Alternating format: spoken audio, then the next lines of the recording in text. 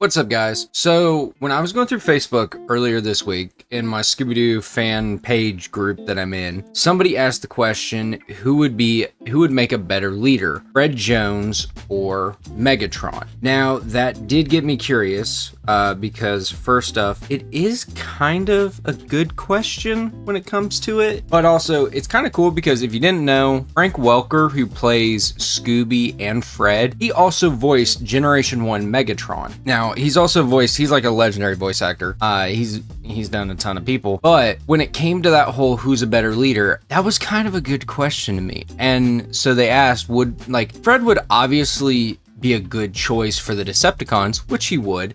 In the script that I have written down here, I'm going to talk about it, but then also Megatron might be a good leader for the Mystery Gang in the aspect of that he isn't trying to get stabbed in the back all the time. Like Starscream all the time trying to kill him. It's just no matter what. So I'm going to kind of talk a little bit about this and I want your guys' opinions on how you feel about it. So let's start with Fred leading the Decepticons, and to begin the leg of the video, I want to discuss my points with some of the members of the Decepticons, like the most well-known members, and the issues that they would give Fred being the leader, and of course being a human. First up is the betrayer of betrayers, the backstabbiest robot in all science fiction, Starscream. Now, Starscream constantly tries to usurp Megatron, so he would definitely take over the Decepticons' cause, because what could Fred do? But is there something Fred could do to keep him busy enough to make Starscream actually stay loyal? Maybe, and here's why. Starscream loves to try to take over leadership of the Decepticons. So what if the plans he tries fails? He would be so demoralized, I don't think he would continue, because if a tiny human like Fred can keep outsmarting every ploy that Starscream tries to assassinate Fred with, and it fails, no one in the Decepticons would believe him to be a superior leader. So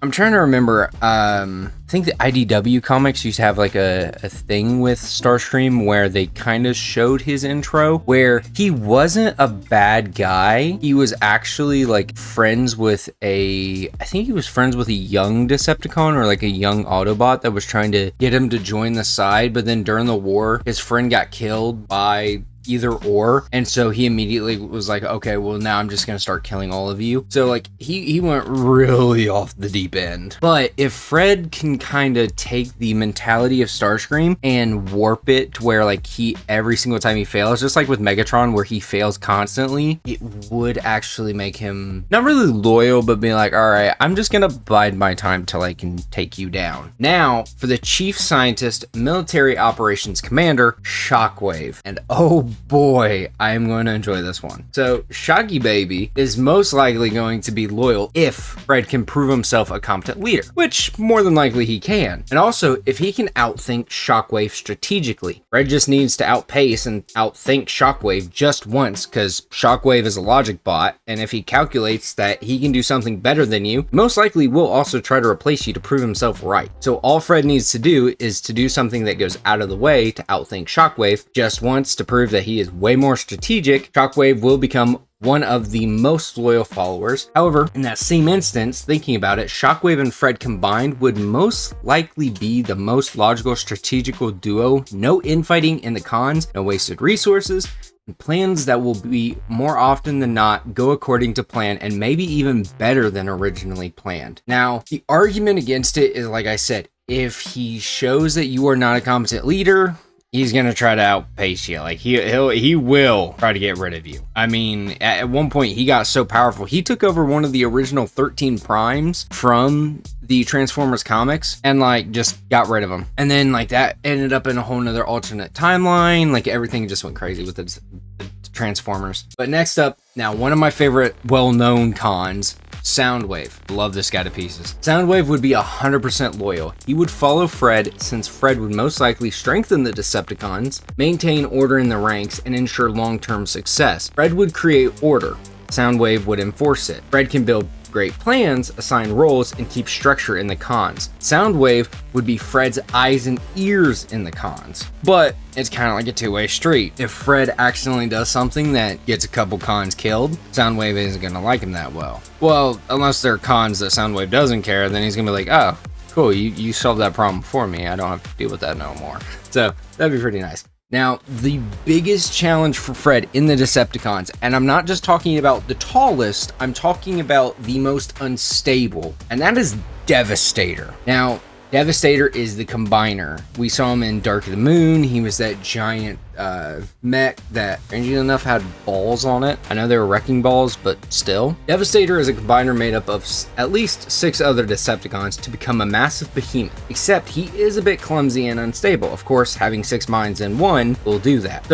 So could Fred somehow manage to keep Devastator in line and loyal? Well, yeah, but it's a very similar yes to how he handles Shaggy and Scooby, actually. Shaggy and Scooby act as bait every time for Fred's plans. So since Devastator can be as clumsy as them, I think Fred would totally adapt his plans to include if and when Devastator goes unhinged. And I do have a counter argument for anyone who has an argument on why a couple characters in this list will not listen to Fred. It all comes together with actually Devastator. If Devastator goes unhinged and starts his rampage, and Fred manages to utilize the damage for his plan, then it will cause Shockwave to be loyal, since if Shockwave already calculated it to be a loss, but Fred turned it into a win, he will logically come to the conclusion that Fred is a better strategist. The same for Soundwave. If Fred can manage to wind Devastator down without harm to anything, then Soundwave would become super loyal. I think Soundwave would become like the assassin against anybody trying to get rid of Fred. Even Starscream. I think Soundwave and Starscream would literally come to blows time and time again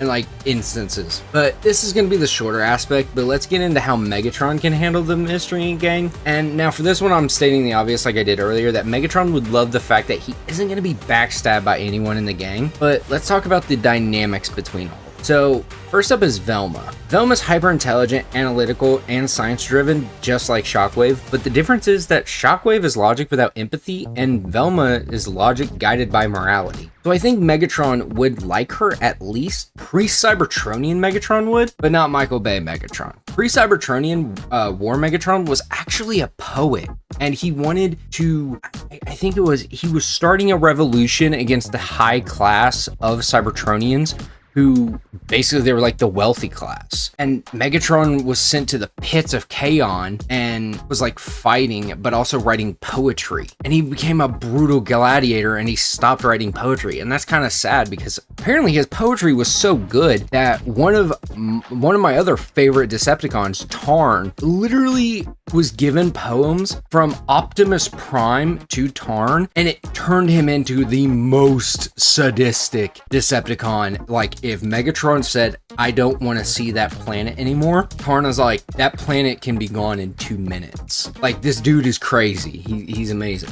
Daphne, I think Megatron and Daphne, Megatron would keep her as his second due to she can actually fight and is a martial artist. We see her plenty of times fight, so Megatron would respect the warrior spirit she has. And remember, this is pre-War Meg I'm going with, so for these guys, since he's a less ruthless leader, might is power leader at this point. Now, finally, Shaggy and Scooby, they would most likely cause the most headaches for Megatron for a bit because they would disrupt his plans due to fear, create chaos, but can also accidentally succeed on most missions.